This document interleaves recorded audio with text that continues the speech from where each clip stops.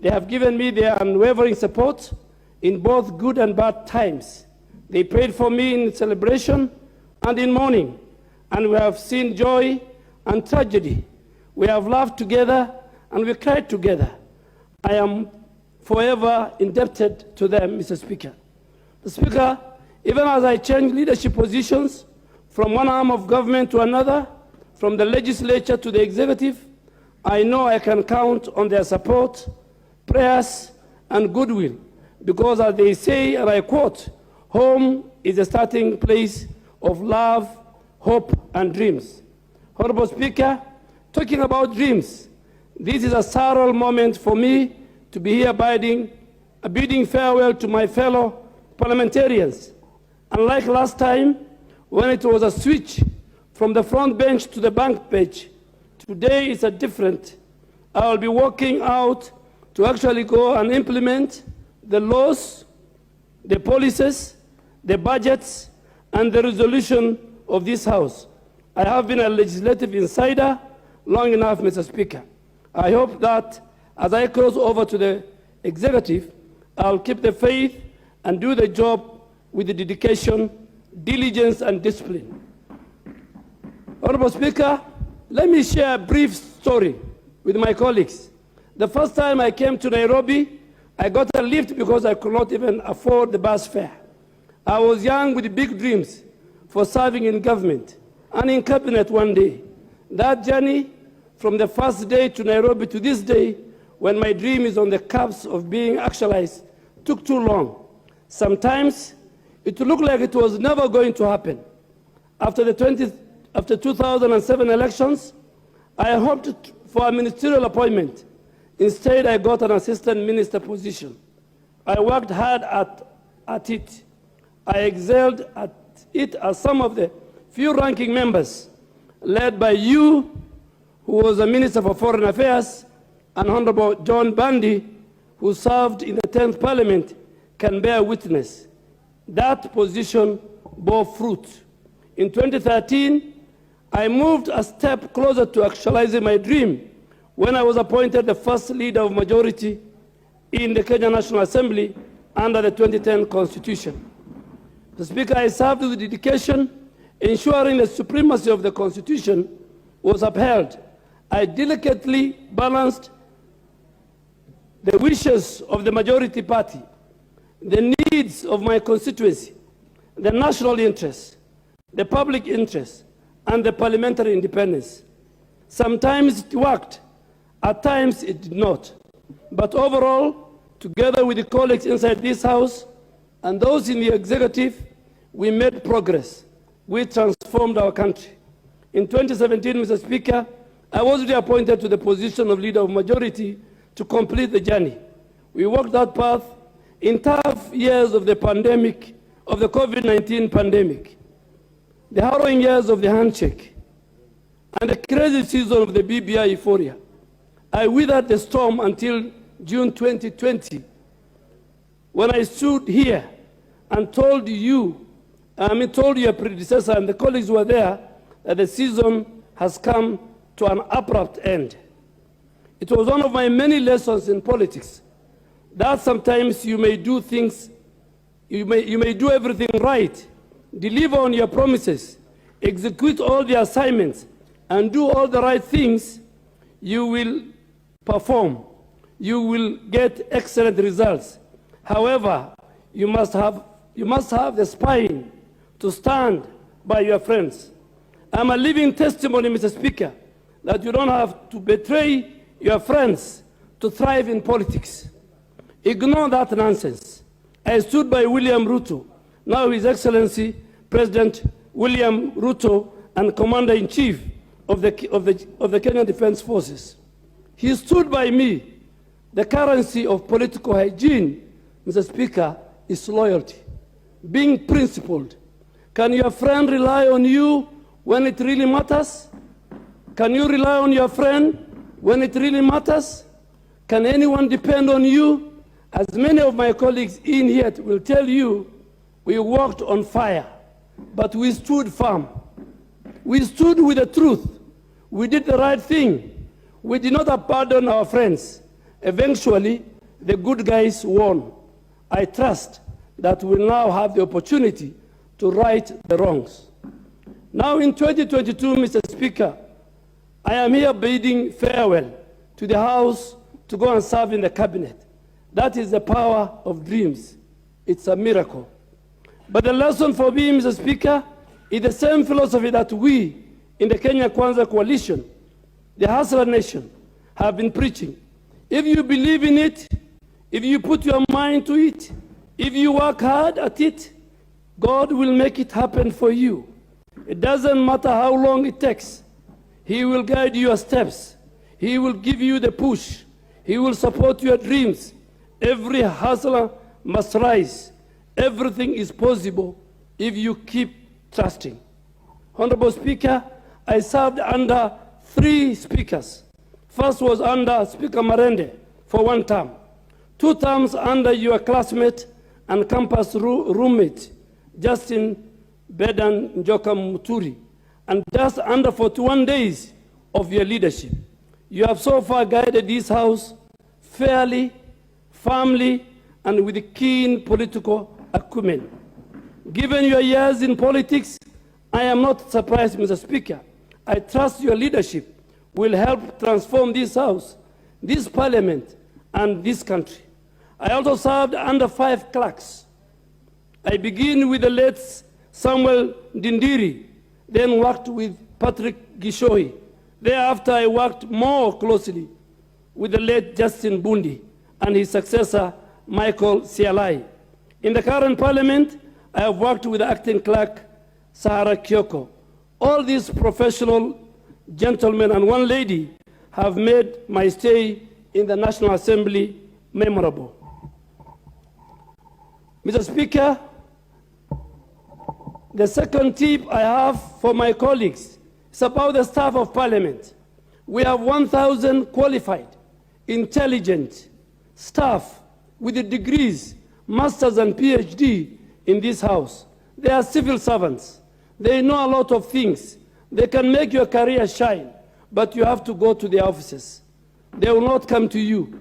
You have to ask the questions. Don't be afraid to ask. There is no stupid question that they have not had. There is no impossible request they have not received, Mr. Speaker.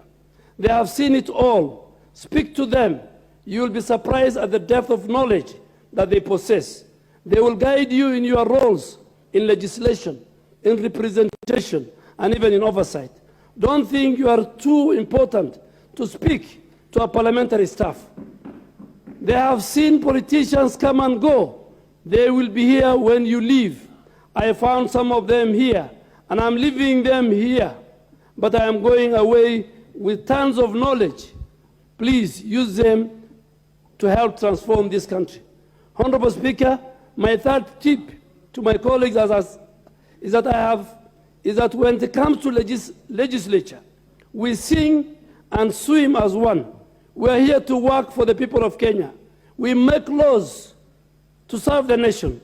It doesn't matter which side of the political divide you are from. Always strive to do the right thing. There's no use trying to embarrass your colleagues or act thoughtlessly. If you do so, you just lower the dignity of the whole House. Think about the honor as you go about your business. In any case, do not forget that when protesters, like in the 11th Parliament, my late friend Jacob Bidio and myself, protesters bring pigs and all manner of livestock to the parliamentary gates. They will equally offend all of us. Just do the right thing for the people and for the country and for the legislature and for yourself. As long as you keep your conscience clear, you will succeed. Make sure you can sleep at night after all the politics is done. And trust me, this is a house of politics. It can get nasty. Mr. Speaker, one more thing. All this I must say boldly. You must find a way to protect the Constituency Development Fund. I am not saying this for sentimental reasons or for your egos. I have seen CDF change lives in all constituencies in this country. It has built schools, hospitals, roads, police stations, provided water, toilets, and bursaries to our school-going children, even food. We know how transformative it is. It is unique to us as the only legislature in the whole of the Commonwealth to have it in place. We know the courts have made their findings. We know that the beauty of our constitutional democracy is about constant negotiation to find solutions within our context. We know their theories. We also know what works. CDF has proven over and over again to be a solution. Let's do all we can to find a way to keep CDF model alive. In this way, we'll do a lot of justice to our people.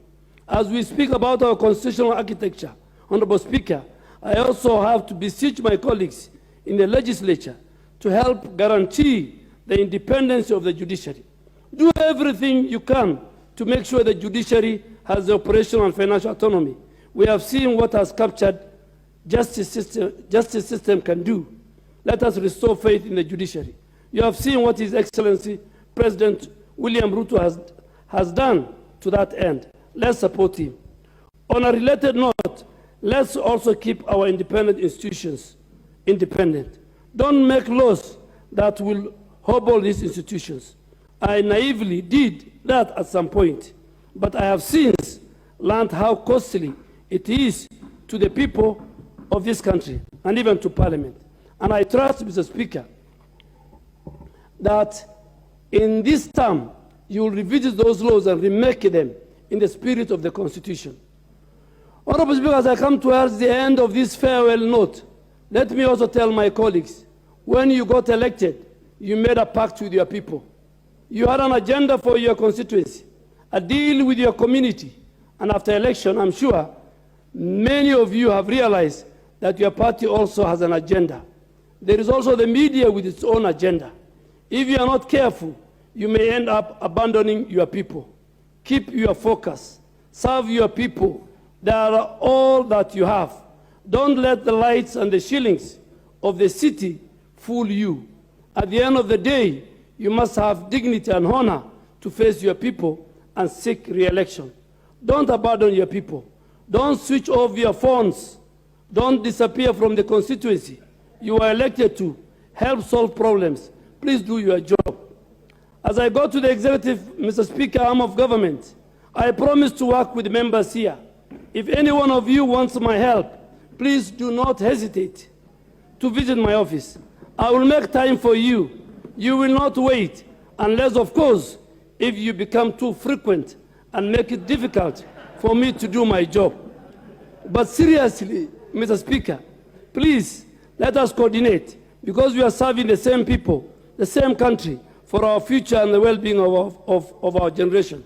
I also look forward to actualizing the provisions of Article 125 and 153 of the Constitution to come to this House and respond to your questions directly. I will also honor all requests to appear before the House Committee. As I conclude, Mr. Speaker, I want to ask my colleagues and all Kenyans watching, for one thing, their forgiveness. I have been in this parliament for years, and I may have said words or done things that may have annoyed you, wronged you, or offended someone.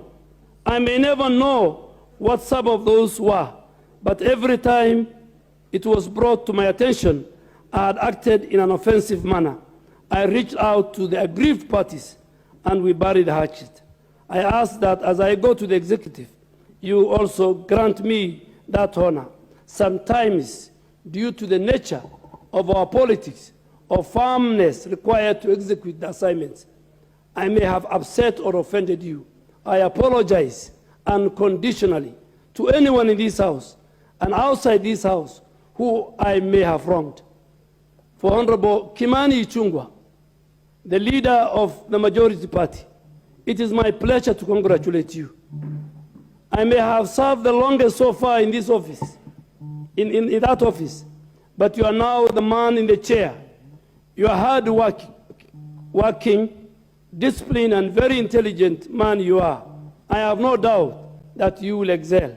The sky is the limit for you, Honorable Chungwa, I once again ask for your kind support and support of my colleagues, honorable members and honorable Speaker, as I join the executive.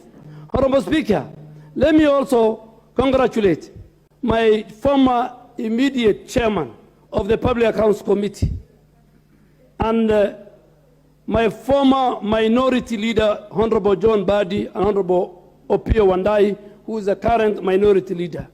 Two fine gentlemen, intelligent, hard-working, people of consensus, who every time we had an issue in the House or in a committee, in Public Accounts Committee, we could bring our heads together.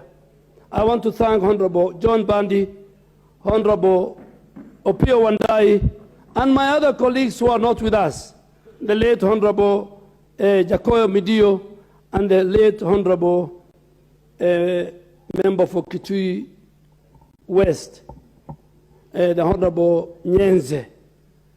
Honorable Speaker, I look forward to a harmonious working relationship between the legislature and the executive. The country needs us to step up. We must do it in the service of the nation. I trust that the people of Garissa Township will send to this House a hard-working and a patriotic lawmaker as my replacement. Please, Mr. Speaker and colleagues, grant him or her the need to continue serving the people. I must now sit down. And Mr. Speaker, in accordance with the Constitution, this afternoon, I'll hand over my resignation letter so that you can send the writs to IEBC so they give the people of Garissa an opportunity to elect a new member of parliament. And as I sit down, I will not say goodbye to members. I will say see you soon, because I expect to be back as a cabinet secretary to respond to your questions. And as we transform this country from bottom up, I trust that you will approve, and you have done